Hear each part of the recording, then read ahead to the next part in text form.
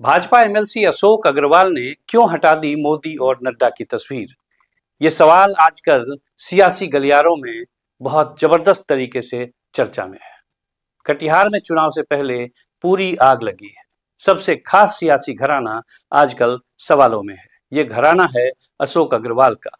वे mayor पत्नी और बेटे को बागी बता रहे हैं, लेकिन अंदर का समीकरण और सच कुछ और ही गवाही दे रहा है। आखिर क्या है पूरी कहानी, आज इसी पर बात करेंगे। नमस्कार, मैं हूं राजेश रंजन और आप देख रहे हैं the news scan. Ashok Agarwal कह रहे हैं कि वे भाजपा में ही हैं, लेकिन बागी बेटे के नॉमिनेशन के बाद अशोक अग्रवाल ने अपने फेसबुक वॉल से मोदी और नड्डा की तस्वीरें हटा दी। पहले लिखा था, सपने नहीं हकीकत चुनते हैं तभी तो सब मोदी चुनते हैं। लेकिन अब अशोक मोदी को चुनने की बात सोशल मीडिया पर नहीं कर रहे हैं। उनके फेसबुक कवर पर अब सिर्फ ये लिखा है, सेवा और समर्पण। अब सवाल भी यही है कि अशोक किसकी सेवा की बात कर रहे हैं और किसके प्रति समर्पित रहेंगे। भाजपा के कद्दावर नेता निशिकांत दुबे कटिहार पहुंचे। पहले भाजपा के उम्मीदवार तारकिशोर प्रसाद के पास नहीं गए, सीधे एमएलसी अशोक अग्रवाल के घर पहुंचे। मतलब पार्टी के अंदर घर की दरार इतनी गहरी है कि उसे सीमेंट करने के लिए झारखंड से इंजीनियर बुलाना पड़ा। निशिकांत ने कहा, मैंने अशोक जी से कहा है कि बेटा कहीं से भी चुनाव लड़ रहा हो, आप पार्टी की मदद कीजिए, पार्टी ने आपके लिए बहुत कुछ किया है।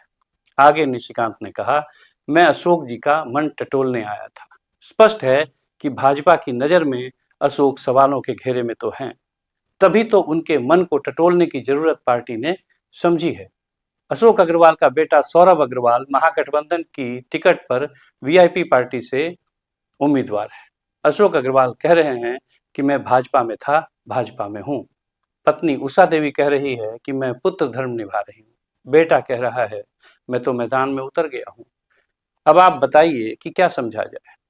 भाजपा के भीतर इसे परिवार की बगावत कहा जा रहा है, लेकिन असल सवाल यह है कि बेशक अशोक बागी वाली बात समझा रहे हों, लेकिन सच ये है कि उनके घर के ऊपर कमल फूल निशान वाले 3 झंडे उतर चुके हैं।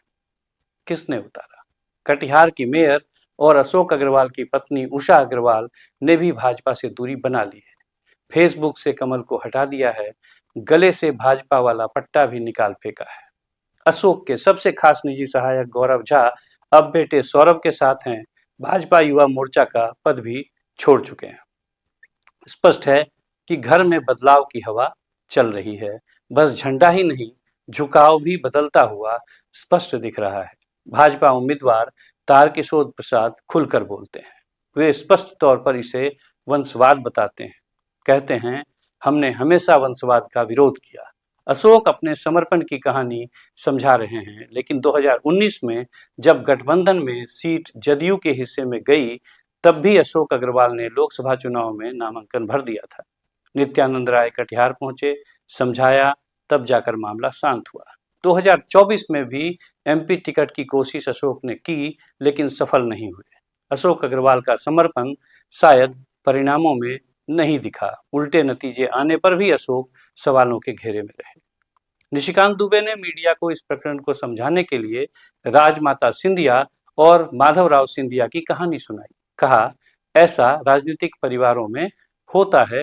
हो जाए कहीं ना कहीं भाजपा ये ऐसा होता रहा है। राजमाता सिंधिया जो है हमारी पार्टी की बहुत ही महत्वपूर्ण नेता थी। भारतीय जनता पार्टी को बनाने में उनका बड़ा योगदान था। उनके एक ही बेटे थे, माधवराव सिंधिया जी। अशोक अग्रवाल जी के तो 2 बेटे, और वो कांग्रेस से जो है चुनाव लड़ते थे, कांग्रेस के बड़े नेता थे। उनका बेटा जो है फिर से भारतीय जनता पार्टी में। इसलिए ये चीज़ें होती रहती हैं राजनीति में, इन चीज़ों को बहुत ध्यान नहीं देना चाहिए। अशोक अग्रवाल भारतीय जनता पार्टी में है और इसीलिए मैं यहाँ आया था। बिहार का यह परिवार अब भाजपा के लिए सिर्फ एक कहानी नहीं, एक चुनौती बन गया है। कटिहार में अब लड़ाई सीट की नहीं है, परिचय की है। कौन असली भाजपा है, जो मंच पर है या जो घर में बैठे मोहरे सजा रहा है? और राजनीति के इस महाभारत में भीष्म पितामह किसके साथ हैं?